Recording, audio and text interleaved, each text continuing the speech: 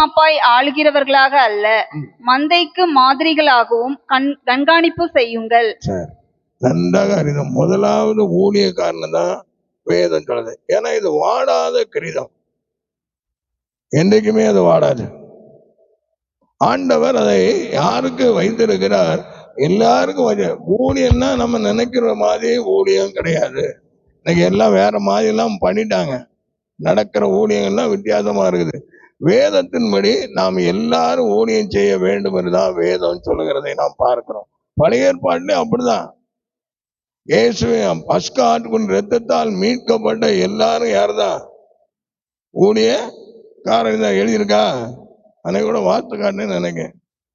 அந்த வசனத்தை கூட வாசியுங்கள். ஏனென்றால் வேதம் நமக்கு சொல்ல. லேவியராகமும் 25ஆம் அதிகாரம் 55ஆம் வசனத்தை வாசியுங்கள். லேவியராகம் 25:5. இஸ்ரவேல் புத்திரர் என் ஊழியக்காரர் என்று எழுதியிருக்கிறது. அவர்கள் நான் எகிப்து தேர்ந்து புறப்பட பண்ணின என் ஊழியக்காரரே. வாசிக்க. இஸ்ரவேல் புத்திரர் என் ஊழியக்காரர், அவர்கள் நான் எகிப்து தேசத்திலிருந்து புறப்பட பண்ணின என் ஊழியக்காரரே, நான் உங்கள் தேவனாகிய கர்த்தர். நன்றாக அறிந்து கொள்ள வேண்டும். ஆண்டவர் சொல்லுகிறார். அவங்க அடிமைத்தனத்துல இருந்தாங்க. அதே மாதிரி நாம எதுல இருக்கோம்? பாவ அடிமைத்தனத்துல இருக்கிறோம். அந்த அடிமைத்தனத்துல யாரெல்லாம் ஆண்டவர் விடுதலை ஆகணும் அவங்க எல்லாரும் என்ன செய்யணும்? அப்படிதான் புதிய ஏற்பாடுல எழுதியிருக்கு. இல்லாட்டா இதை நான் வாசிக்க மாட்டேன். வாசிங்க, அதையும் வாசிருங்க, அப்பதான் நல்லா தெரியும். எபிரேயர் நிருபம் 9ஆம் அதிகாரம் 15ஆம் வசனத்தை வாசிங்க.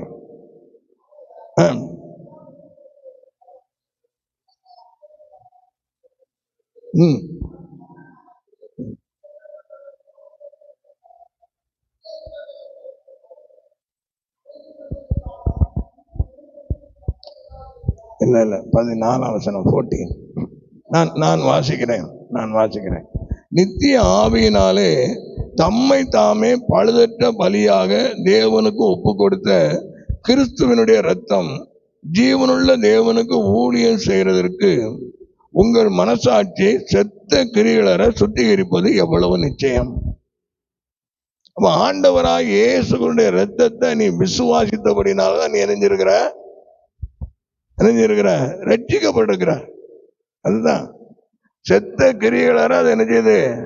சுத்திகரிக்குது. எந்த அளவுக்கு நீங்க விசுவாசிக்கிற அந்த அளவுக்கு தான் உங்களுக்கு சுத்திகரிப்பு. இன்னைக்கு அநேகர் எப்படி இல்லாம மேலோட்டமா நம்ம போயிட்டு இருக்கோம். ஆனா வேதம் நமக்கு தெளிவாக சொல்லுது, எப்படி அவங்க பஸ்கா ஆட்டுக்குட்டியினால அவங்க அந்த ரத்தத்தினால அவங்க மீட்கப்பட்டாங்க. மீட்கப்பட்ட உடனே என்ன வந்துச்சு? அவங்க விடமாட்டேன் அப்படின்னு சொன்னவன் எல்லாத்தையும் கொண்டு போங்கப்பா. ஒன்னொன்னா சொன்னான், நீங்க பிள்ளைகளெல்லாம் விட்டுட்டு போங்க, மாட்டெல்லாம் விட்டுட்டு போங்க, ஆண்கள் மட்டும் போய் பலி செலுத்திடுவாங்க. நீங்க நல்லா அந்த 10 காரியத்தையும் பாருங்களேன். 10 வாதம் வந்ததெல்லாம் ஒன்னொன்னா நீங்க யோசித்து பார்க்கணும். அந்த அளவுக்கு பிசாசு மனுஷனை இணைஞ்சிருக்கிறான், பாவத்துல கட்டி வச்சிருக்கிறான். ஏதோ விளையாட்டு போல இது சொல்ற காரியம் இல்ல. அப்படிதான் மனுஷனா பிசாசு கட்டி வச்சிருக்கிறான். பழைய ஏற்பாடுன்னு நம்ம நினைச்சிடக்கூடாது, புதிய ஏற்பாடுலயும் அப்படிதான். அப்ப ஒன்னொன்னா போயிட்டு கடைசியில சொல்றான், ஒட்டுக்கான இயேசுவின் ரத்தம் சகல பாவங்களை இன்னைக்கு நம்மை சுத்திகரித்தது மாத்திரமல்ல, எல்லா அடிமைத்தனத்திலிருந்து நம்ம விடுதலை ஆக்கிட்டு. இதுதான் விசுவாசம்.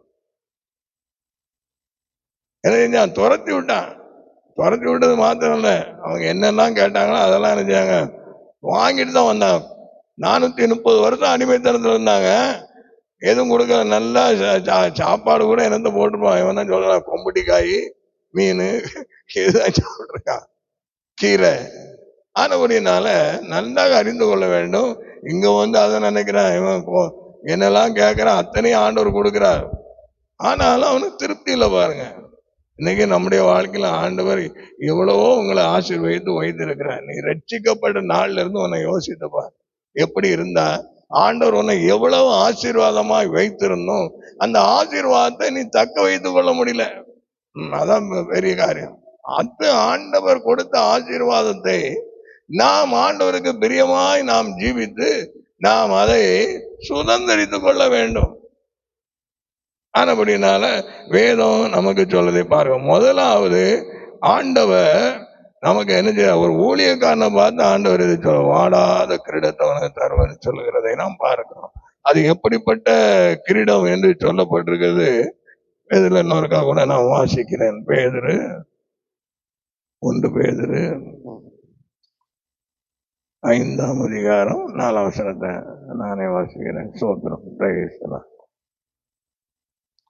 Thank you Jesus.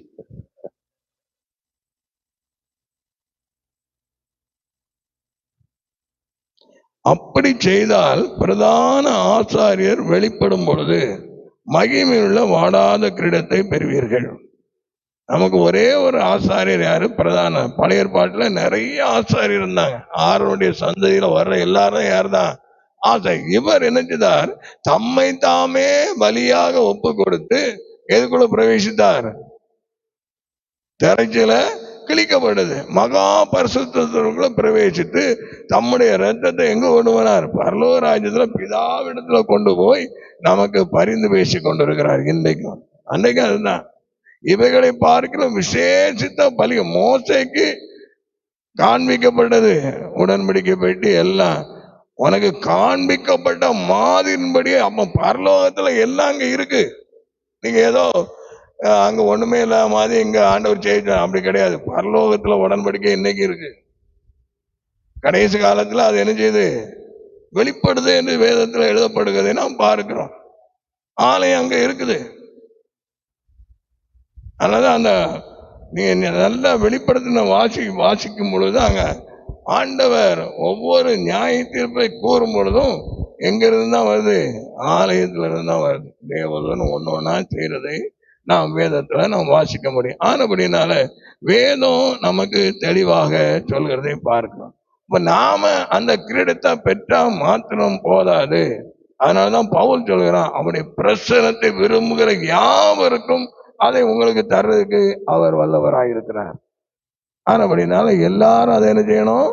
பெற்றுக்கொள்ள வேண்டும் என்று சொல்லி எழுதியிருக்கிறதை பார்க்கிறோம்.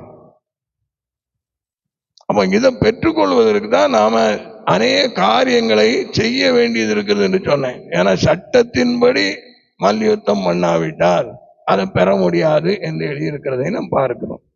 அப்படின்னா எப்படி நாம் சட்டத்தை கை கொள்ள வேண்டும் என்று சொல்லி நீங்கள் வேதத்துல வாசிக்கும் பொழுது முதலாவதாக நாம் பார்க்கிறோம், எப்படி ஓடணும்? இச்சை அடக்கத்தோடு ஓடணும்.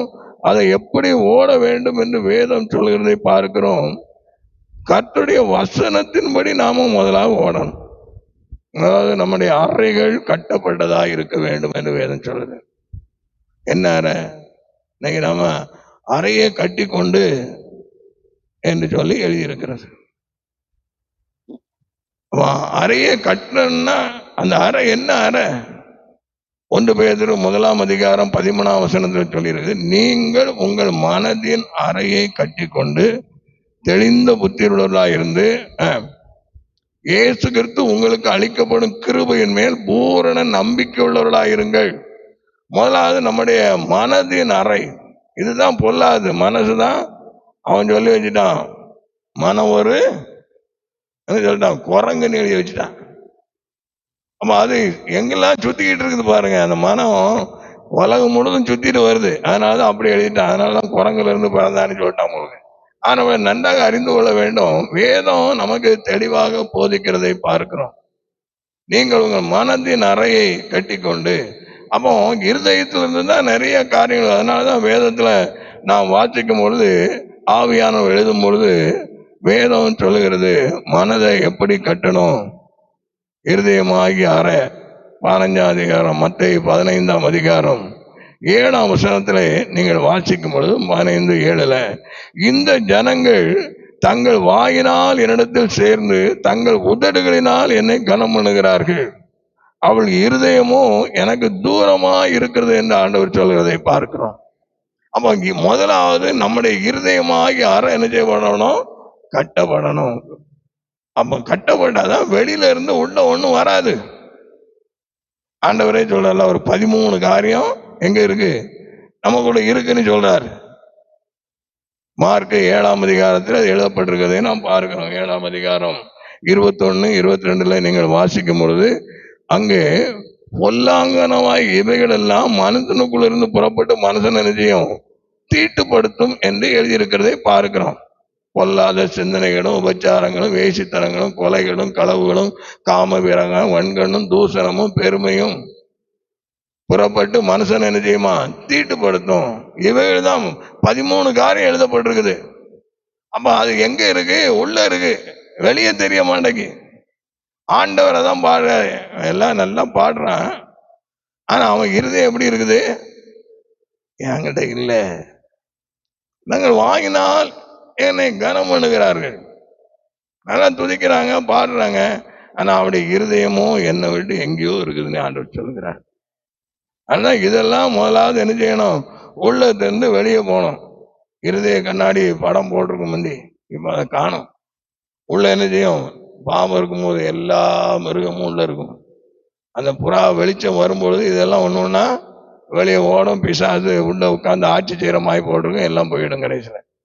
அப்போ நண்டா பிற அவன் போயிட்டு அப்படி இருப்பானா, இல்லை, சுற்றி வர இருந்து எப்பவும் ஜான்ஸ் கிடைக்கணும், அவன் எப்போ உள்ள போறதுக்கு வழி கிடைக்கணும் அவன் பார்த்துக்கிட்டே இருக்கான். இதுதான் அவனுடைய வேலை, பிசாசின் தந்திரங்கிறதே அதுதான். ஆனபடினால பிரியமானவர்களே, முதலாவது நம்முடைய மனதின் அறை கட்டப்படணும். இன்னும் ஒரு காரியத்தை நீங்கள் வாசிக்கும், மத்தேயு 6:6 நீங்கள் வாசிக்கும் பொழுது வேதத்துல எழுதப்படுவதை பார்க்கிறோம். நீயோ ஜெபம் பண்ணும் பொழுது உன் அறை வீட்டுக்குள் பிரவேசித்து உன் கதவை பூட்டி அந்தரங்கத்தில் இருக்கிற உன் பிதாவை நோக்கி ஜெபம் பண்ணு.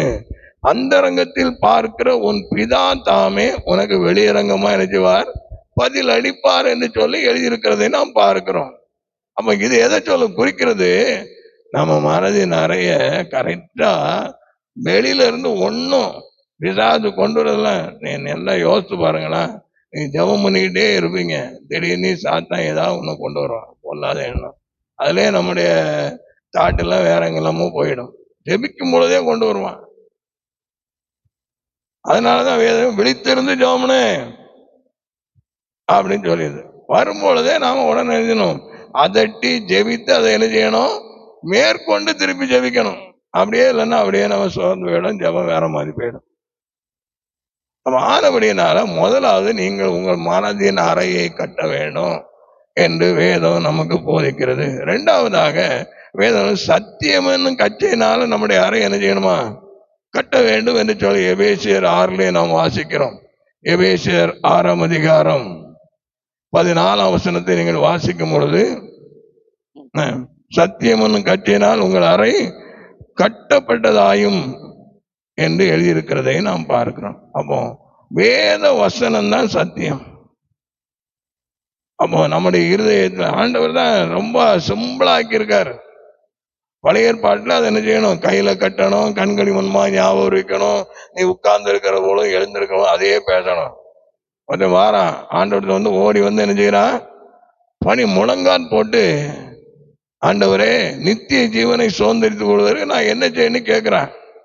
ஆண்டவர் சொல்றார், நீ நியாயப்பிரமாணத்தை கை கொடு அப்படி சொல்ற, எவைகள்னு கேட்கிறேன். ஆண்டவர் பற்றி சொல்றாரு, 10 கற்பனை ஆண்டு சொல்லுவோம். உனக்கு இதெல்லாம் நான் நினைஞ்சிருக்கேன், சிறு வயது முதல் கை கொண்டிருக்கேன்னு சொல்றான். கை கொள்ளாம இருந்தா ஆண்டவர் உடனே சொல்லியிருப்பார்ல, அவன் கை கொண்டிருக்கிறான். ஏன்னா யூதர் வந்து சின்ன வயசுல இருந்து நினைச்சிருவாங்க, அவங்களுக்கு சொல்லி பால் ஊட்டும் போதே அவங்க சொல்லி சொல்லி தொட்டில் ஆட்டும் போதே எல்லாத்தையும் கற்றுக் கொடுத்துருவாங்க. ஆனபடினா அவன் சொல்றான், சிறு வயதுல இருந்து கை கொண்டிருக்கேன்னு சொல்றான். அவன் ஆண்டவர் பாக்குறான், ரைட், ஓகே, உனக்கு ஒரு குறை இருக்கப்பா. அவன் பெரிய பணக்காரன், பணத்தை சேர்த்து சேர்த்து வச்சிருக்கிறான். ஆனபடினா அவனை பார்த்து சொல்றாரு, உனக்கு உண்டானது எல்லாம் விட்டு தரத்துல கூட சிலுவை எடுத்துக்கிட்டு என் பின்னால வான்னு சொல்றாரு. உன்னை அவன் நினைஞ்சிட்டானா, துக்க முகமா போயிட்டான்னு சொல்லியிருக்கு. நல்லா அறிஞ்சுக்கணும். அப்போ நன்றாக அறிந்து கொள்ள வேண்டும், இதுதான். அப்போ நாம சத்தியம் என்னும் கச்சையினால கட்டப்பட்டிருப்போமானால் சத்தியத்தை அறிவீர்கள், சத்தியம் உங்களை நினைஞ்சிரும், விடுதலை ஆக்கும். ஆமா, அதனாலதான் புதிய ஏற்பாட்டுல ஆண்டவர் நினைஞ்சிட எல்லாத்தையும் இருதயத்தில் எழுதுகிறார். நீங்க எபிரேயர், நான் அடிக்கடி சொல்றேன், எபிரேயர் 8:10, எபிரேயர் 10ஆம் அதிகாரம் 16ஆம் வசனம் எல்லாம் அவர் ஒண்ணு என்ன செய்றாரு, நம்முடைய மனதிலே வைத்து அவளை இருதயத்திலே எழுதுவேன் என்று சொல்கிறார். பின்பு சொல்கிறார் அத இருதயத்துல வச்சு மனதில் எழுது. இது ஆவியானவர் செய்யற வேலை. நன்றாக புதிய உடன்படிக்கைன்னா அதான், அது ஆவியான, இது ஆவிக்குரியது. புதிய உடன்படிக்கை, பழைய உடன்படிக்கை மாம்சத்துக்குரியது. இதை செஞ்சாதான், இல்லைன்னா தண்டனை. இது அப்படி இல்லை, இது ஆவிக்குரியது. அதனாலதான் நம்ம ஆவிக்குரிய சபையில இருக்கோம். இதை நீங்க கேட்கணும். எபிரேயர் 8:10 ஆண்டவரிடத்துல கேட்கணும். ஆண்டவரே, எனக்காக நீர் எல்லாத்தையும் அறிஞ்சிட்டீரு, சிலுவையில சுமந்து தீர்த்திட்டீரு, உங்களுடைய வேத வசனத்தை மறந்து போகுது ஆண்டவரே, கேட்கிறேன், வீட்டுக்கு போறதுக்குள்ள மறந்து போகுது. ஆமா, அப்படின்னு சொல்லி ஆண்டோட கேட்கணும். இதை நீங்க எழுதி வச்சுக்கிடுங்க. ஆண்டோட ஜெபிக்கும் போதெல்லாம் செய்யுங்க. 8, 10, 16, 10ஆம் அதிகாரம் 16ஆம் வசனம். ஆண்டவடியில இதை நீங்க வாசிங்க, ஜெபிங்க. ஆண்டவர் உங்களுடைய இருதய, பொய்யுரையாத தேவன். பொய்யை எழுதியிருந்தான்னா அதை நம்ம ஒமிட் பண்ணலாம். ஆனா பொய்யுரையாத தேவன், சத்தியமுள்ள தேவன், அவருடைய கேட்டீங்கன்னா நிச்சயமா நினைச்சுவாரு, எழுதுவாரு. இதுதான் விசுவாசம். நம்ம விசுவாசம் எங்கேயோ இருக்குன்னு நினைக்கிறோம். முடியாதத முடிய வைக்கிறதுன்னு விசுவாசிக்கிறது தான் என்னது விசுவாசம். ஆனா அப்படிப்பட்ட கிருபை இது நமக்கு ரொம்ப தேவை. அப்போ சத்தியமனு கட்சியினால நம்முடைய அறை கட்டப்பட்டிருக்க வேண்டும். ஏன்னா நம்முடைய இருதயம் தான் ஆண்டவர் வாசம் பண்ணுகிற ஆலயம். 1 கொரிந்தியர் 3:16 நம்ம வாசிக்கணும். 6ஆம் அதிகாரம் 19ஆம் வசனம் நீங்க வீட்டில் போய் வாசிக்கணும். 2 கொரிந்தியர் 6ஆம் அதிகாரம் நீங்க வீட்டில் போய் வாசிக்கணும். அங்க எல்லாம் எழுதியிருக்கு. அவர் மனசுல வச்சு எல்லாம் நமக்குள்ள வந்து வாசம் பண்ணுவேன் என்று ஆண்டவர் சொல்லுகிறார். ஆமா, இன்னொரு வசனத்தை மாத்திரம் வாசிங்க. யோவானின் சுவிசேஷம் 14ஆம் அதிகாரம் 23ஆம் வசனத்தை வாசிங்க. ஆவியானவர் அப்படியே எழுதுகிறவராய் இருக்கிறார், நமக்குள்ள வாசம் பண்ணுகிறவராய் இருக்கிறார். ஏதோ எங்கேயோ கடவுள் இருக்காரு அப்படின்னு இல்லை. ஆண்டவர் நமக்குள்ளதான் வாசம் பண்ணுகிறார். அதை நாம் அறிய வேண்டும். அவர் எப்படி இருக்கிறார்? ஆவியானவராக நமக்குள்ள வாசம் பண்ணுகிறார். ஆவியானவருக்கு நம்ம இடம் கொடுக்கணும்.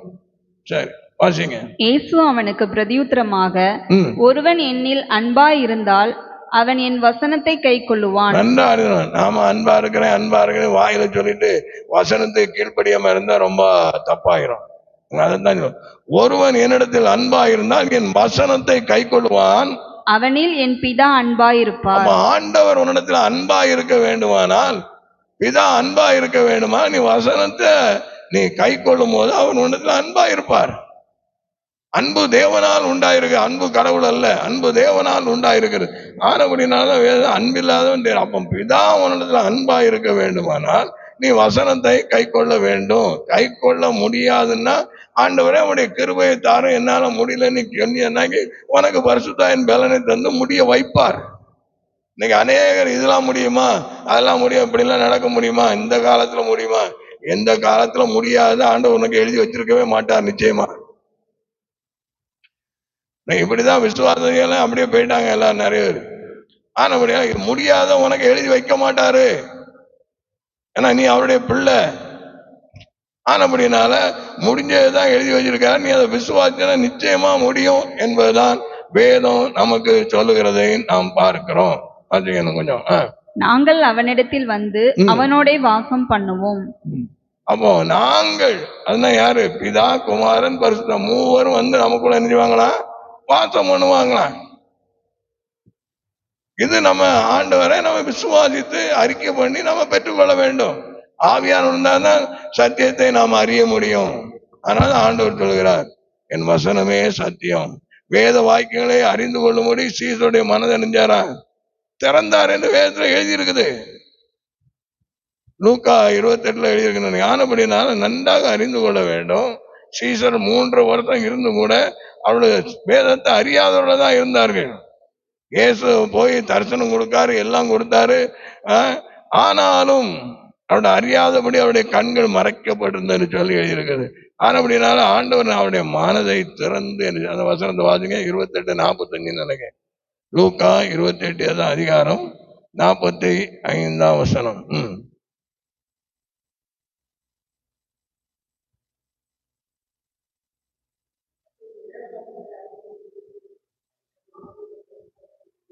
சரி போதும். வேத வாக்கியங்களை அறிந்து கொள்ளும்படி அவருடைய மனதை திறந்தார். இப்ப நம்முடைய மனதையும் ஆண்டவர் திறந்தாதான் நாம வேத வார்த்தை என்ன செய்ய முடியும், அறிந்து கொள்ள முடியும். சும்மா எல்லாரும் எவ்வளவுதான் நம்ம படிச்சாலும் மனசுல இருக்க மாட்டேங்கல, மறந்து போகுது இல்ல. மறக்காம இருக்கணும் என்ன செய்யணும், ஆண்டவர்கிட்ட கேட்கணும், வர மட்டும் கேட்கணும். ஆண்டவர் அப்படிப்பட்ட கிருபைகளை நமக்கு தந்து வழி நடத்த வல்லவர. சரி, மூணாவதாக இச்சை அடக்கத்தோடு ஓட வேண்டும். முதல்ல பார்த்தோம், இருதயமாகிய அறை கட்டப்படணும். அது சத்திய வசனத்தினால என்ன செய்யணும், கட்டப்படணும். மூன்றாவதாக இச்சை அடக்கத்தோடு ஓட வேண்டும். அதனால 9:25 நாம் வாசிக்கிறோம். 1 கொரிந்தியர் 9ஆம் அதிகாரம் 25ஆம் வசனம். பந்தயத்திற்கு போராடுகிற யாவரும் எல்லாவற்றிலையும் இச்சையடக்கமாயிருப்பார்கள்.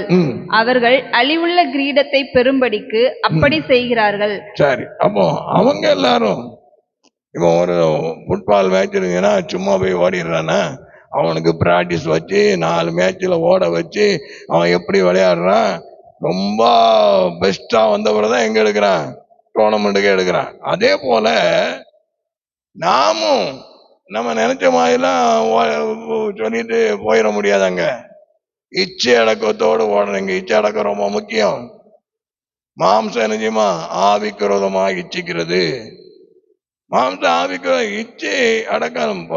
அதனாலதான் 8ஆம் அதிகாரம் ரோமர் 8ஆம் அதிகாரம் ரொம்ப முக்கியம். மாம்ச சிந்தை மரணம், ஆவியின் சிந்தையோ ஜீவனும் சமாதானமா. அப்ப ஆவியினாலே மாம்சத்தின் கிரிகளை அடித்தால் பிழைப்பீர்கள். அப்போ நாம மாம்சத்தோடு கூட ஜெயம் கொள்ள வேண்டும். நம்ம ஆவிக்குரியெல்லாம் படைக்கப்பட்டவங்க பிரியமானவர்களே. ஆனா அல்லாம போயிட்ட அப்படினால இப்ப நம்ம மாம்சத்துக்குரியவளை மாறி பிசாத்தின் கிரியை நம்மகிட்ட வந்து ஒட்டிடுச்சு. அவன் நம்மனை அதெல்லாம் செஞ்சு பாவ சுவாவத்தை எல்லாத்தையும் நம்மகிட்ட வச்சுட்டு போயிட்டான். இப்ப அதெல்லாம் போகணும்னா நம்ம ஆவியில ஜெபிச்சு ஜெபிச்சு ஜெபிச்சு நம்ம ஜெயம் எடுக்கணும். இதான் பிராக்டிக்கல். ஆனபடினா அப்படிதான் நம்ம ஆண்டவர்கிட்ட ரொம்ப ஐக்கியப்பட முடியும். ஆனா கடவுள் எங்கேயோ இருக்காரு, நான் இங்க இருந்து ஜெபம் பண்றேன், எங்க கேட்டாரு, இன்னும் வரலையே, நான் இவ்வளவு நாள் ஜெபம் பண்ணேன்னா வரலையே, இப்படியேதான் நம்ம நிறைய சொல்றோம். அப்படி அல்ல, நம்ம கிட்ட சேரணும். அதுக்குதான் ஆண்டவர் நமக்கு அநேக வழிகளை வைத்திருக்கிறதை நாம் பார்க்கிறோம். ஆனபடினால இச்சை அடக்கத்தோடு நாம் ஓட வேண்டும் என்று வேதம் நமக்கு போதிக்கிறது. நிறைய காரியம் இருக்குது. ஆனபடினாலே ரோமர் 13ஆம் அதிகாரம் 14ஆம் வசனத்தை மாத்திரம் வாசிங்க. ரோமர் 13:14. துர் இச்சைகளுக்கு இடமாக உடலை துரிச்சைகளுக்கு இடமாக உடலை பேணாமல் இருந்து கர்த்தராகிய இயேசு கிறிஸ்துவை தரித்துக் கொள்ளுங்கள். இயேசுவை நீ தரித்துக் கொள்ள வேண்டும். அவரை சட்டமாதி போட்டுறணும், அப்பதான் உள்ள வராது. ஆவியான நம்மை மூடி மறைத்து இச்சையான காரியம். ஏன்னா கண்கள் ரொம்ப மோசமானது. கண்ணுக்கு கழிக்கும் போடுன்னு டெய்லி ஜோமன வேண்டியது. ஆமா, கண்களின் இச்சை, மாம்சத்தின் இச்சை, ஜீவனத்தின் பெருமைன்னு எழுதி வச்சிருக்கிறாரு. கண்கள் மோசமானது. ஆனபடினால அதனாலதான் வெளிப்படுத்த நம்ம தியானிச்சிருக்கிறோம். ஆனபடி என்ன, கண்களுக்கு என்ன செய்யணும், கழிக்கும் பொருளா இருக்கு. அப்ப இச்சைகளுக்கு இடமாக நம்முடைய உலகங்களை பெறக்கூடாது. இன்னும் ஒரு வசனத்தை 2 தீமோத்தேயு 3ஆம் அதிகாரம் 6 வாசிட்டு பிற 5 வாசிங்க. பாவங்களால் நிறைந்து பற்பல இச்சைகளால் இழுப்புண்டு, பாவங்களால் நிறைந்து பற்பல இச்சைகளால் இழுப்புண்டு எப்போதும் கற்றாலும் ஒருபோதும் சத்தியத்தை அறிந்து உணராதவர்களாய் இருக்கிற பெண் பிள்ளைகளுடைய வீடுகளில் இப்படிப்பட்டவர்கள் நுழைந்து அவர்களை வசப்படுத்திக் கொள்ளுகிறார்கள். சரி, அப்போ இச்சையானது அப்படிப்பட்ட காரியத்தை செய்து விடுகிறதை பார்க்கிறோம். 5ஆம் வசனத்தை வாசிங்க. தேவ பக்தியின் வேஷத்தை தரித்து அதன் பலனை மறுதளிக்கிறவர்களாயும் இருப்பார்கள். இப்படிப்பட்டவர்களை நீ விட்டு விலகு.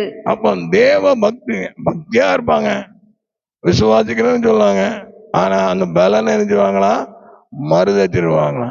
அப்படி நாம காணப்படக்கூடாது என்று சொல்லி வேதம் நமக்கு தெளிவாக போதிக்கிறதை நாம் பார்க்கிறோம். நாலாவதாக நீங்க நன்றாக அறியணும், பின்னானவைகளை மறந்து நாம் ஓட வேண்டும்.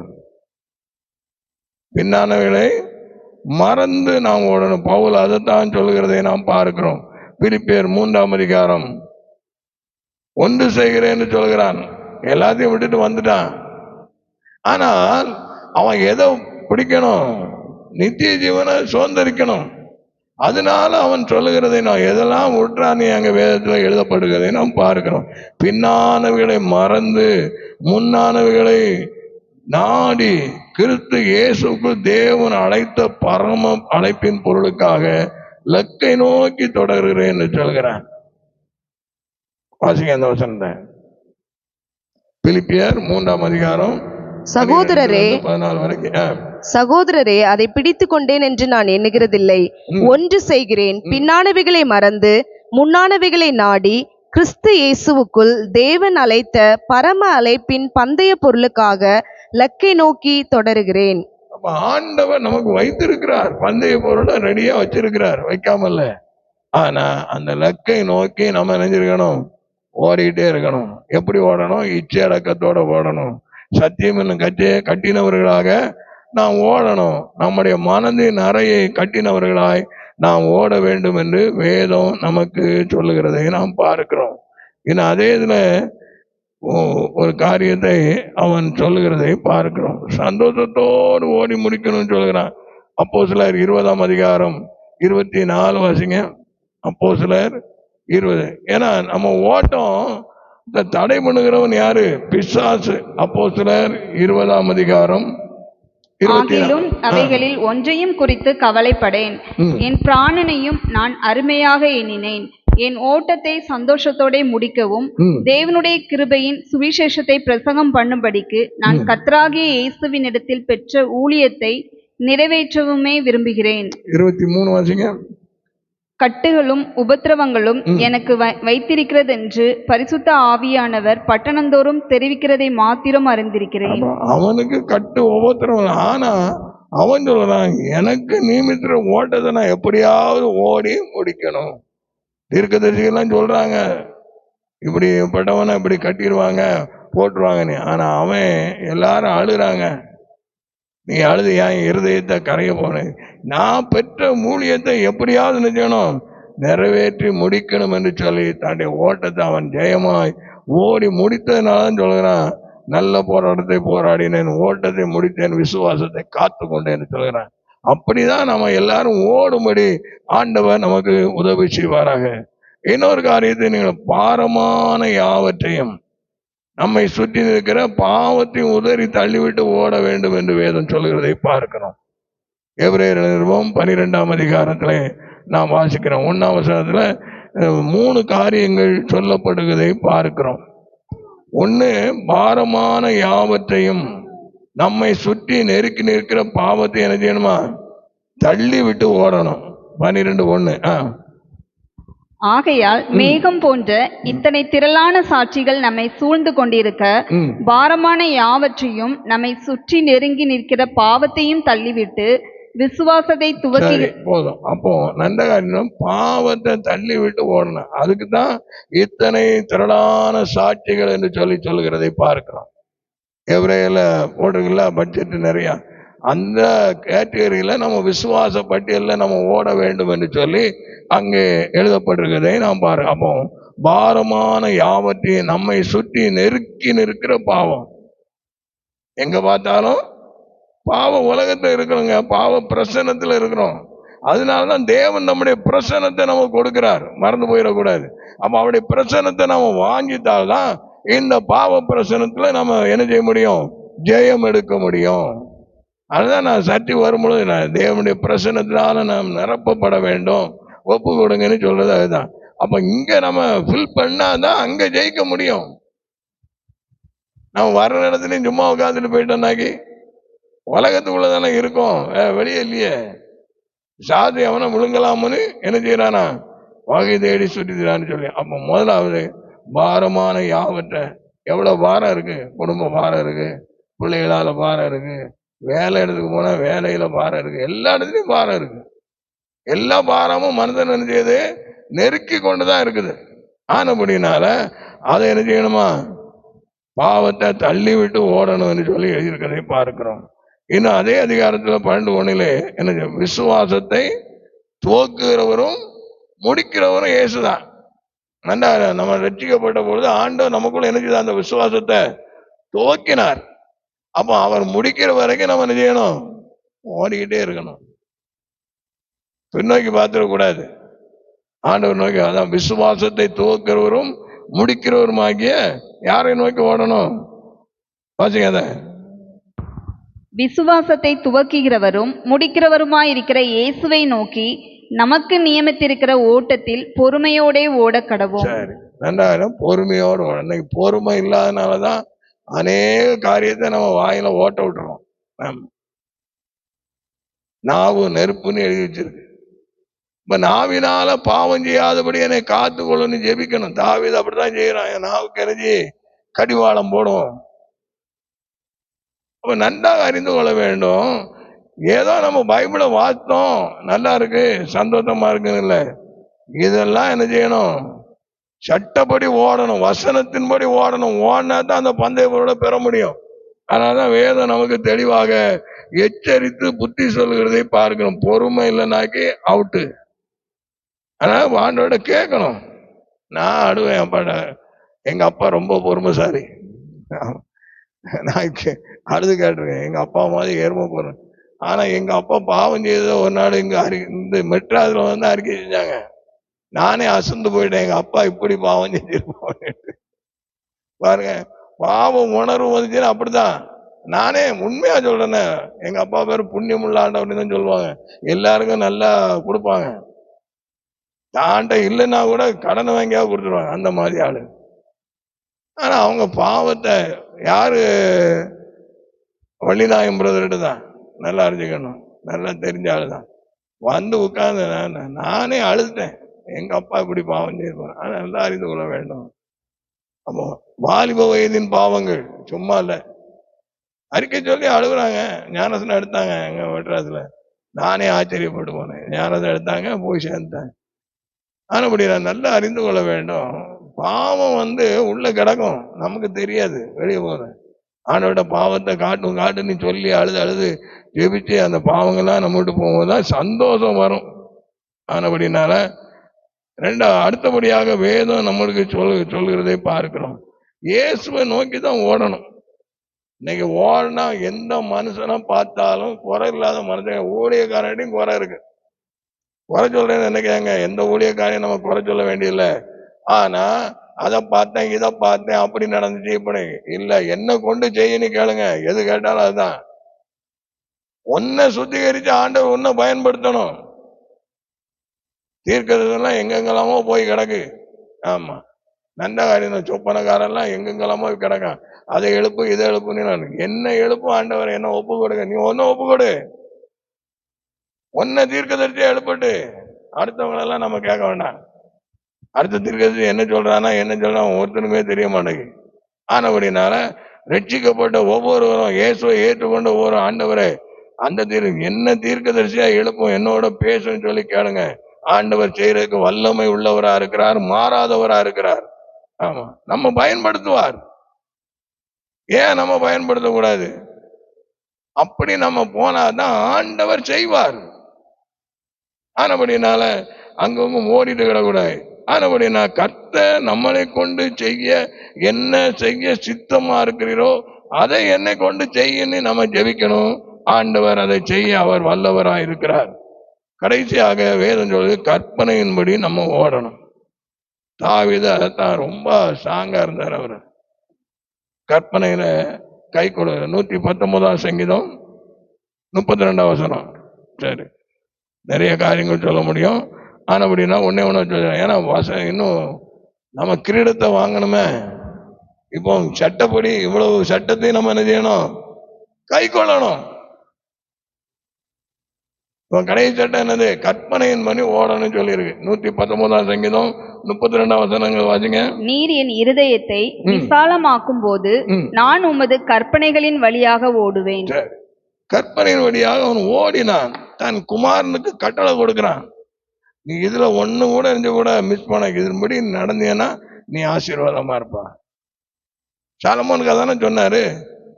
எவ்வளவு கூட ஸ்ட்ராங்கா சொல்றாரு பாருங்க.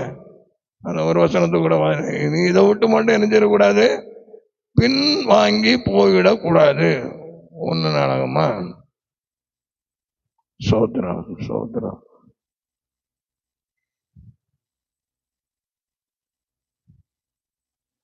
2 ராஜாக்கள்.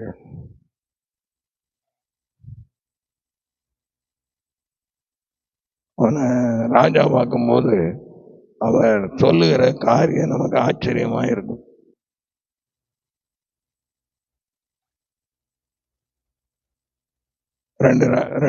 ஒன்னு ராஜாக்கள் 2ஆம் அதிகாரம். தாவீது மரணம் அடையும் போது அவன் சொல்லுகிற காரியத்தை பாருங்க. 4ஆம் வசனத்தை வாசிங்க. 1 ராஜாக்கள் 2ஆம் அதிகாரம் 4ஆம் வசனம். மோசேயின் நியாயப்பிரமாணத்தில் எழுதியிருக்கிறபடி நீ உன் தேவனாகிய கர்த்தருடைய கட்டளைகளையும் கற்பனைகளையும் நியாயங்களையும் சாட்சிகளையும் கைக்கொள்ள அவர் வழிகளில் நடக்கும்படிக்கு அவருடைய காவலை காப்பாயாக. அப்ப நன்றா, இதுதான் முக்கியம். அதை அவன் காத்து நடந்தால்தான் அவன் என்ன செய்யல கடைசி வரைக்கும். சாலமோன் ராஜா இது ஒண்ணுல தவற விட்டான். ஆனா ஆண்டவனுக்கு என்ன செய்தார், 2 நேரம் தரிசனமாயி சொல்லி அவன் கேட்கல. ஆனபடினால அவன் வேலைக்காரங்கிட்டே அந்த ராஜ்யத்தை 10 காரியத்தை அவன் கையில கொடுத்துருதை நம்ம பார்க்க நல்லா அறிஞ்சுக்கணும். எவ்வளவுதான் அக்னி இறங்கிச்சு, தேவ பிரசன்ன ஆலயத்துல இறங்கிச்சு, பெரிய ராஜா தான், சமஸ்த இஸ்ரவேலுக்கும் ராஜா, அவனை போல ராஜாவே இல்லைன்னு எழுதியிருக்கு. அப்படி இருந்தாலும் தேவனுடைய கற்பனையை கை கொள்ளாமற் போனபடினால அவன் செய்த காரியம் என்ன, இங்க ஆலயத்தை கட்டுனா அதுக்கு ஏத்தாப்புல 2 விக்கிரகத்தை கட்டி வச்சுட்டான். தேவனே அவன்கிட்ட நேரடியா யாருடையும் அப்படி பேசின மாதிரி கிடையாது. சாலமோன்ட்ட 2 விஷயம் தரிசனமாயினே ஆண்டவர் எழுதி வச்சிருக்கு. நல்ல காரியம். நாம தேவனுடைய பிள்ளைகள். அப்படி வசனத்தின்படி ஒரு வசனம் வந்துட்டு சொல்றாங்க, அந்த வசனத்துக்கு ஆண்டவர் எனக்கு கீழ்ப்படியான பலன் இல்லை, எனக்கு கீழ்ப்படிய கிருபதாருன்னு நீங்க எவ்வளவுக்குள்ள அழுது கேட்கணும். சும்மா தொண்டைக்கு மேல அப்படியே அப்படி இப்படிலாம் சொல்லிட்டு போயிடக்கூடாது. நீ அழுது அந்த வசனத்தின்படி நடக்கிறதுக்கு ஒன்று ஒப்பு கொடுக்கும் பொழுதுதான் ஆவியானுடைய கிரி அங்க வரும். ஆமா, இல்லைன்னா கிடையாது. ஆனபடியா வேதம் நமக்கு அதைத்தான் நமக்கு போகுது. ஆனபடினால இப்படிப்பட்ட காரியங்கள் எல்லாம் இதுதான் சட்டம். பந்தய சாலையில ஓடுறவர்களுக்கு இது சட்டம். இப்போ முதல்ல ஊழியக்காரனுக்கு நாம ஒரு காரியத்தை சொன்னோம். வாடாத கிரீடத்தை பரனாக்கி அவர் எப்படி ஊழியம் செய்ய வேண்டும் என்று நாம் பார்த்தோம். அது கூட இன்னொருக்க பார்த்தோம். 1 பேதுருல நான் வாசல 1 பேதுரு 5ஆம் அதிகாரம். அப்படி செய்தால் பிரதான மேய்ப்பர் வெளிப்படும் போது மகிமையுள்ள வாடாத கிரீடத்தை பெறுவீர்கள். எப்படி செய்தாலும் நம்ம கேட்கணும். கேட்டாதான் அதுக்கு பதில் வரும். எப்படி செய்யணுமா, உங்களிடத்துள்ள தேவனுடைய மந்தையை நீங்கள் மேய்த்து ஆண்டவர் தந்த மந்தை, அப்படிதான் நீங்க எடுத்துக்கணும். நான் சம்பாதிச்சிட்டேன், நம்மளால ஒரு ஆத்மா கூட ஆண்டவர் கொண்டு வந்து தரணும். அதான் நம்முடைய ஜெபம். அதுக்குதான் நம்ம சுவிசேஷ ஊழியத்தை நம்ம செய்கிறோம். ஆண்டவர் அவன் வாழ்க்கையில ஒரு அற்புதத்தை செய்யணும். எப்படின்னாலும் ஆண்டவர் எதுக்கு அற்புதம் செய்தாரு, விசுவாசிக்கும்படிக்குதான். இயேசுவை விசுவாசிக்கும்படிக்குதான் அற்புதம். ஆனபடினால அந்த ஊழியம் நம்முடைய வாழ்க்கையில சபையில் உள்ள ஒவ்வொரு சகோதரனும் அதை நிறைவேற்ற நாம் கடமைப்பட்டவர்களாக இருக்கிறோம். மந்தையை நீங்கள் மேய்த்து கட்டாயமாய் அல்ல, மனப்பூர்வமாய் அவலட்சணமான ஆதாயத்துக்காக அல்ல, உற்சாக மனதோடும் சுதந்திரத்தை இருமாப்பாய் ஆளுவர்களாக அல்ல, மந்தைக்கு மாதிரிகளாகவும். நாம தான் மாதிரி. ஆமா, நாமே ஓட்ட தப்பு பண்ணிட்டு அடுத்தவன குறை சொல்லிட்டு இருக்க கூடாது. சின்னதுனாலும் பெருதுனாலும் ஆண்டவர் தான் இங்க சபையில உட்கார்ந்து இருக்காரு. அவர் சிங்காசனம் போட்டு உட்கார், நாம என்னெல்லாமோ சொல்லிடுறோம். அது ஆண்டவர் ஒத்துக்கிடவே மாட்டாரு. ஆமா, ஆனபடினால ஆண்டவர் ஒரு சிலர் சொல்லுவாங்க, அவர் குண்டூசிக்கு இருந்தா கூட எனக்கு தெரியாம இருக்காருன்னு சொல்றாங்க. அந்த அளவு மைனூட்டா பாக்குறாங்க சபையில என்ன நடக்குன்னு. ஆனா ஆண்டவர் இருதயத்துக்குள்ள இருக்கிறத பாக்குற, அதான் விஷயம். நீ உளுந்தாதான் பாக்குற, அடுத்த ஆள் பேசுனாதான் பாக்குற. ஆண்டவர் பார்க்க உன் இருதயத்துக்குள்ள என்ன இருக்குது, என்ன நோக்கத்தோட வந்து உட்கார்ந்து இருக்கிற. அதை பார்க்கிறார். அதனாலதான் நன்றாக அறிந்து கொள்ளணும், புது வருஷத்துக்குள்ள போகும்போது ஒரு புது ஜீவனோடு வந்துடணும். இன்னும் பழைய இதுலயே உட்கார்ந்துட்டு இருக்க கூடாது. ஆண்டவர் உன்னை வாழாத கிரீடத்தை கொடுக்கும்படி தான் அழைக்கிறார், ஜீவ கிரீடத்தை கொடுக்கும்படி அழைக்கிறார். ஆனபடினால இந்த கிரீடம் 8-9 கிரீடம் இருக்கு. எல்லாத்தையும் சுதந்திரித்துக்குள்ள கர்த்தரை மனவனானி நான் சொல்லி முடிக்க போறேன். ஆமா, மணி 1:30 மணி ஆயிடுச்சு. ஆனபடினால பிரியமானோட இதை நம்ம நிறைய பிரசங்கம் பண்ணல. அநேகமாக ஞாயிற்றுக்கிழமை வரும்போது கொஞ்சம் அதெல்லாம் டக்குன்னு சொல்றேன் பாருங்க. 2வதாக நீதியின் கிரீடம் நம்ம வாசித்தாச்சு. யாரு கொடுக்குறா? இந்த கிரீடம் எனக்கு வைக்கப்படுதுன்னு சொல்லிட்டாரு. 3வதாக மகிழ்ச்சியின் கிரீடம் 1 தெசலோனிக்கேயர் 2ஆம் அதிகாரம் 19ஆம் வசனம்.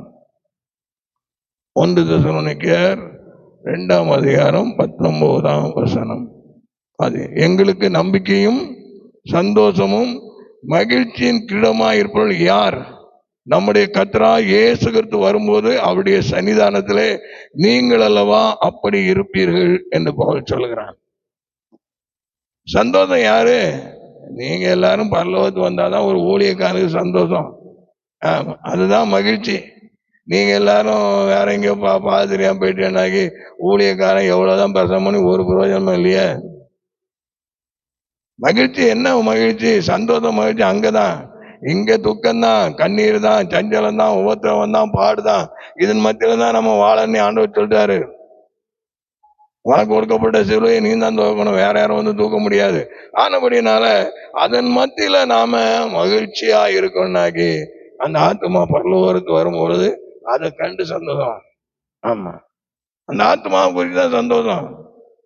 அதான் மகிழ்ச்சியின் கிரீடம் என்று சொல்லப்படுகிறதை பாரு. இன்னும் பாருங்க, நாம் பிலிப்பியர்ல பவுல் சொல்கிறதை பார்க்கிறோம். பிலிப்பியர் 4ஆம் அதிகாரம் 1ஆம் வசனம். எனக்கு பிரியமும் வாஞ்சியமான சகோதரரே, எனக்கு சந்தோஷமும் கிரீடமாய் இருக்கிறவர்களே, பிரியமானவர்களே என்று அவன் சொல்லுகிறான். வாசிங்க அந்த வசனத்தை. பிலிப்பியர் 4:1. ஆதலால் எனக்கு பிரியமும் வாஞ்சையுமான சகோதரரே, எனக்கு சந்தோஷமும் கிரீடமும் ஆனவர்களே, பிரியமானவர்களே, இந்தபடியே கர்த்தருக்குள் நிலைத்திருங்கள். கர்த்தருக்குள்ள நீங்க நிலைத்திருக்கும் பொழுது ஒரு நாள் எங்க பார்ப்போம்? பரலோகத்துல பார்ப்போம். அதுதான் மகிழ்ச்சியின் கிரீடமா இருக்கும். நமக்கு நிறைய கிரீடம்னா அதுதான் கிரீடம். ஆண்டவர் தலையில அநேக கிரீடங்கள் இருந்து சொல்லி வாசித்தோம். அதே போல நமக்கும் அநேக கிரீடங்கள் இருக்கு பாருங்க. இன்னும் பாருங்க, அழிவில்லாத கிரீடம். அதுதான் நம்ம வாசித்ததுல இருக்கு. 1 கொரிந்தியர் 9:25. அவங்க என்ன செய்றாங்க? அழிவுள்ள கிரீடத்தை பெறும்படிக்கு அவங்க என்ன செய்றாங்க? இச்சை அடக்கமா இருக்கிறாங்க, ரொம்ப சாப்பாட்டுல கரெக்டா இருக்கிறாங்க. கண்டஜீரை திண்டாங்க, போற வயதுல வயிற்றால வந்துட்டாக்க என்ன பண்றது? ஓட முடியுமா? ஓட முடியாது. ஆனபடினால அவங்க அந்த எல்லாம் கரெக்டா இருக்கிறாங்க. அதே போல நாமும் வசனத்தின்படி சரியா நடந்தாதான் அந்த கிரீடத்தெல்லாம் பெற முடியும்னு சொல்லி வேதம் நமக்கு போதிக்கிறதை நாம் பார்க்கிறோம். அப்போ அந்த வசனத்தை 25ஆம் வசனத்தை, பந்தயத்துக்கு ஓடுகிற யாவரும் எல்லாவற்றிலேயும் இச்சை அடக்கமா இருப்பார்கள், அவர்கள் அழிவுள்ள கிரீடத்தை பெறும்படிக்கு அப்படி செய்கிறார்கள். நாமோ அழிவில்லாத கிரீடத்தை பெறும்படிக்கு அப்படி செய்கிறோம். தேவ வசனத்தின்படி காத்து நடக்க வேண்டும். அதுதான் அழிவில்லாத கிரீடத்தை நாம் பெற்றுக்கொள்ள முடியும். அடுத்தபடியாக நாம் பார்க்கும்பொழுது எபிரேயர் 2ஆம் அதிகாரம் 7ஆம் வசனம். இது ரொம்ப முக்கியமான காரியமா. இதுலதான் நம்ம சிலர் நமக்கு சந்தேகம் வருது. தேவதூதரில் சற்று சிறியவராக யாரை ஏற்படுத்தினாரு? மனுஷன். எதுக்காக? அவன் விழுந்துட்டானா? எல்லாம் இயேசுவுக்கு ஒப்பாக யாருக்கு பிதா கொடுத்திருந்தாரு? லூசிபருக்கு கொடுத்திருந்தாரு. இவர் செல்ல பிள்ளையா தான் இருக்கிறாரு. நல்லா அறிஞ்சுக்கணும் வேதத்துல. ஆனபடினால அவனுக்கு எல்லா அதிகாரமும் அவன்கிட்ட கொடுத்தபடினால அவன் என்ன செஞ்சான்? தன்னை தேவனுக்கு மேலாக உயர்த்தி விட்டான். ஆனபடினால மனுஷன் ஆண்டவர் உண்டு போனும்போது கொஞ்சம் தேவ தூதரிலும் சற்று சிறியவர் ஆக்கினார். இயேசுவே அப்படிதான் வந்தாரு. இயேசு தன்னை உயர்த்திட்டு வரல. அவரை குறித்து அதே அதிகாரத்தில் அதான் சொல்லியிருக்கு. வாசியுங்கள். அவனை தேவதூதரிலும் சற்று சிறியவனாக்கினீர். ம். மகிமையினாலும் கனத்தினாலும் அவனுக்கு முடிசூட்டி உம்முடைய கரத்தின் கிரியைகளின் மேல் அவனை அதிகாரியாக வைத்து சகலத்தையும் அவனுடைய பாதங்களுக்கு கீழ்ப்படுத்தினீர் என்று சொன்னான். சரி, அப்ப இதேதான் இயேசு கிறிஸ்துவும். அவரும் நம்மை போலதான் வந்தாரு. அவரையும் அப்படித்தான் தேவதூரிலும் சற்று சிறியவராக்கப்பட்டிருந்த இயேசுன்னு தான் அதே அதிகாரத்தில் எழுதியிருக்கு பாருங்க. ஆனபடியா நன்றாக அறிந்து கொள்ள வேண்டும்.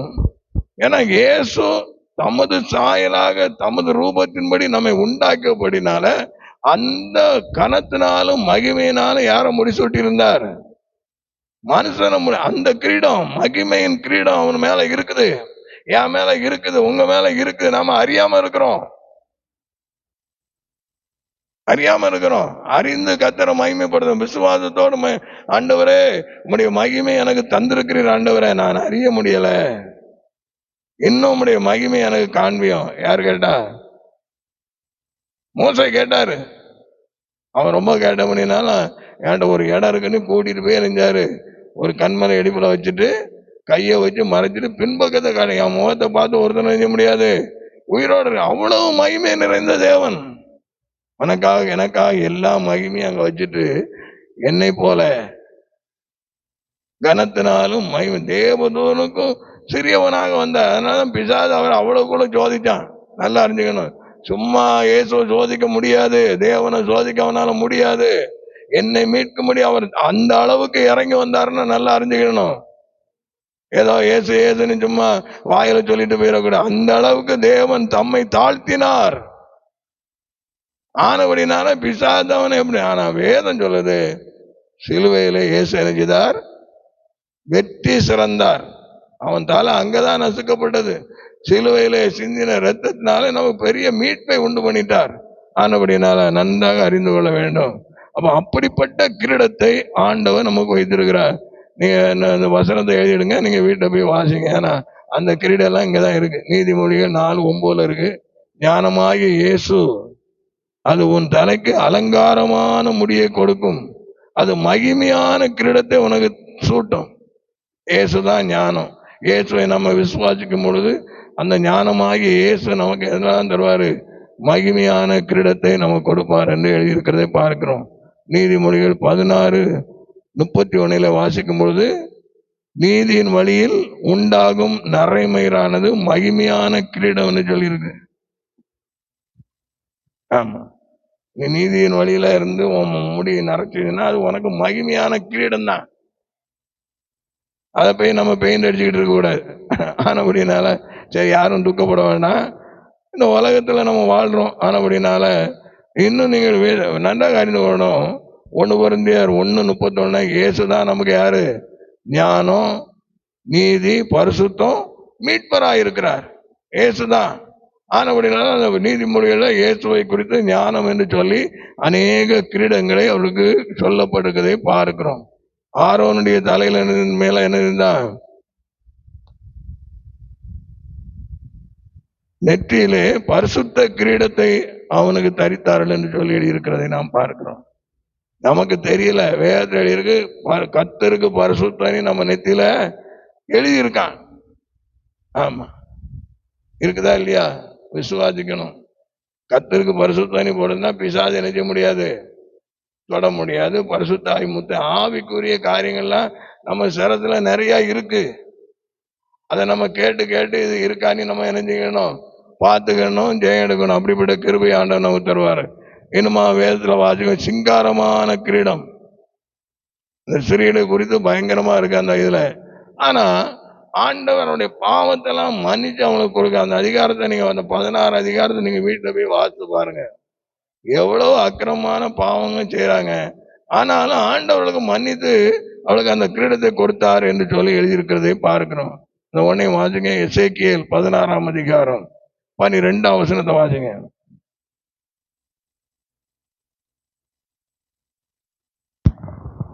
உன் நெற்றியில் நெற்றி பட்டத்தையும் உன் காதுகளில் காதணியையும் உன் தலையின் மேல் சிங்காரமான கிரீடத்தையும் தரித்தேன். இவ்விதம் இவன் என்ன செய்யட்டா? ஆண்டவரோடு பின்மாறி போயிட்டா. பிற்பு ஆண்டவர் என்ன செய்யறாரா? கடைசியில 62, 63 வாசிங்க. அது வரைக்கும் அவன் பாவத்தை நீங்க பாருங்க எவ்வளவுக்குள்ள இருக்கு அசுத்தமா. உன்னோடே என் உடன்படிக்கையை பண்ணி ஏற்படுத்துவேன், அப்பொழுது நான் கர்த்தர் என்று அறிவாய். நீ செய்த எல்லாவற்றையும் நான் மன்னித்தருளும் போது நீ நினைத்து வெட்கி உன் நாணத்தினால் உன் வாயை நீ திறக்க மாட்டாதிருப்பாய் என்று கர்த்தராகிய ஆண்டவர் உரைக்கிறார் என்று சொல் என்றார். அவன் நன்றாக அறிந்தான். அந்த அளவுக்கு அவள் பாவத்துல விழுந்து போனாலும் கூட அவருடைய பாவத்தை மன்னித்து ஆண்டவர் துவக்குகிறார். இன்னைக்கு நம்முடைய வாழ்க்கையில அநேகர் விழுந்து விழுந்து எழுப்பிட்டு இருக்கிறோம். அப்படி இல்லை, ஆண்டவர் விழாதபடி நம்மை காக்கும்படி நம்ம பிரயாசப்படணும். ஆமா, அது ரொம்ப வாஞ்சியா இருக்கணும். ஆனால் நம்ம தூக்குறதுக்கு அவர் வல்லவரா இருக்கிறார். அவரால் கூடாத காரியம் ஒண்ணு. அதனால நம்ம யாரையும் நினைஞ்சிடக்கூடாது, அற்பமா பேசிடக்கூடாது, அற்பமா எண்ணக்கூடாது. நிறைய பேர் பாவம் செஞ்சுட்டு தப்பா இருப்பாங்க, ஆனா கடைசி நேரத்தில் நினைஞ்சிடலாம். ஆண்டவர் மன்னித்தருடைய இந்த அதிகாரத்தில் நான் அதுதான் பார்த்தேன், எசேக்கியேல் 16 அதிகாரத்துல. ஆனபடினால ஆண்டவர் மன்னிக்கும் போது நாவே நீ மன்னிக்காதுன்னு சொல்ல முடியுமா? முடியாது. ஆனபடினா நன்றாக அறிந்து கொள்ளணும், ஆண்டவர் கிருபை நிறைந்தவர். அவன் மனஸ்தாபப்பட்டு அழுது இந்த பாவியான ஸ்திரீ அப்படிதான். மற்றவங்கலாம் சொல்றான், பாவியான ஸ்திரீ ஏசு பாதத்தை போய் தொட்டுட்டு இருக்கான, அவரை தொடுறது யாருன்னு தெரியாதுன்னு சொல்லி அவன் நினைச்சிட்டு இருக்கிறான். அவன் குஷ்டரோகி ஆண்டவர் சுகமாக்கி இருக்கிறாரு. அவன் நினைக்கிறான் உள்ளத்துல, ஐயோ பெரிய பாவியில ஏசுவின் பாதத்தை தொட்டு இருக்கிறாள், யாருன்னு தெரியாம ஆண்டவர் இருக்காரு அப்படின்னு. ஆண்டவர் பாவங்களை மன்னிக்கிறவர்கள், அதெல்லாம் அர்த்தம். மனஸ்தாபப்படும் பொழுது ஆண்டவர் சொல்லுகிறேன், இவன் செய்த அநேக பாவங்கள் இவளுக்கு நினைச்சப்பட்டது, மன்னிக்கப்பட்டது. நம்முடைய ஆண்டவர் மன்னிக்கிறதுக்கு தயவு பெருத்தவராக இருக்கிறார். ஆனபடியா நன்றாக அறிந்து கொள்ள வேண்டும், ஆண்டவரத்தில் நம்ம மன்னிப்பை பெற்றுக் கொள்வதற்கு பயப்படவே கூடாது. தைரியமா நம்முடைய பாவத்தை ஆண்டோட என்ன செய்யணும், சொல்லணும். அவள் கண்ணீர் விட்டு அவள் அழுது தலைமையிலால் அறிஞ்சாராம், பாதத்தை உடைச்சா, பரிமள தைலம் பூசினாள். ரொம்ப ஆச்சரியமா இருக்கும்.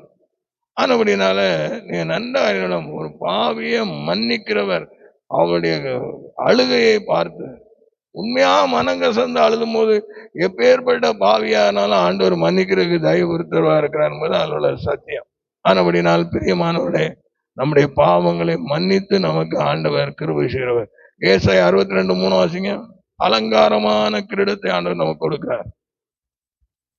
நீ கர்த்தருடைய கையில் அலங்காரமான கிரீடமும் உன் தேவனுடைய கரத்தில் ராஜ முடியுமா இருப்பாய். ஆண்டவர் நமக்கு கொடுத்து வச்சிருக்கிறார், நமக்கு தான் தெரிய மாட்டேங்குது. அதை அறிந்து அறிந்து கர்த்தரை நம்ம மகிமையோட அலங்காரமான கிரீடம் ஆண்டவர் அவரை ராஜ முடியை நம்ம மேல தரித்திருக்கிறார். ஆண்டவர் ராஜாதி ராஜாவா இருக்கும்பொழுது நாம அவரோடு அவருடைய சிங்காசனம் உட்கார்ந்துருப்போம்னுதான் வேதம் சொல்லுகிறது. ஆனபடியே இப்படி நாம விசுவாசித்து ஆண்டவரோடு கூட இருக்க நம்ம பழக வேண்டும். இன்னும் ஒரே அவருடைய ஜீவ கிரீடத்தை நமக்கு எல்லாருக்கும் தெரியும். யாக்கோபு 1 அதிகாரம் 12ஆம் வசனம் வாசிங்க. இதுக்குதான் பொறுமை வேண்டியதா இருக்குன்னு எழுதியிருக்கு. ஜீவ கிரீடத்தை பிறகு ரொம்ப பொறுமை வேணும். வாசிங்க.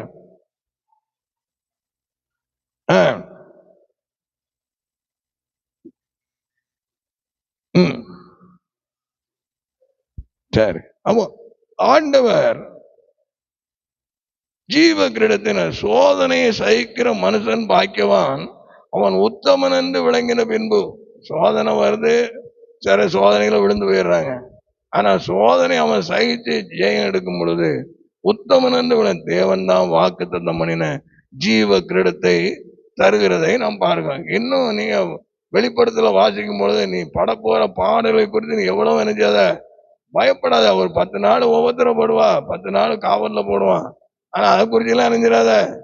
சுவிசேஷம் ஒழிஞ்சானா நம்மளை பிடிச்சி உள்ள போடுவான்னு பயந்துட்டு இருக்கீங்களா? பயப்படாதாங்க. போனா கொஞ்ச நாள் கிடப்போம், அவ்வளவுதான். ஆண்டவர் வெளியே கொண்டு வருவாரு. நமக்கு மகிமையான கிரீடம் தான் வேணும், அப்படிதான் நினைக்கணும். எல்லாரும் அங்க அடி எங்கேயும் அடிச்சுட்டு போறான். ஆனபடினால பாடு சகித்தாதான் ஆளுக உண்டு, பாடுபடாம ஆளுக கிடையாது. நல்லா அறிஞ்சுக்கணும்.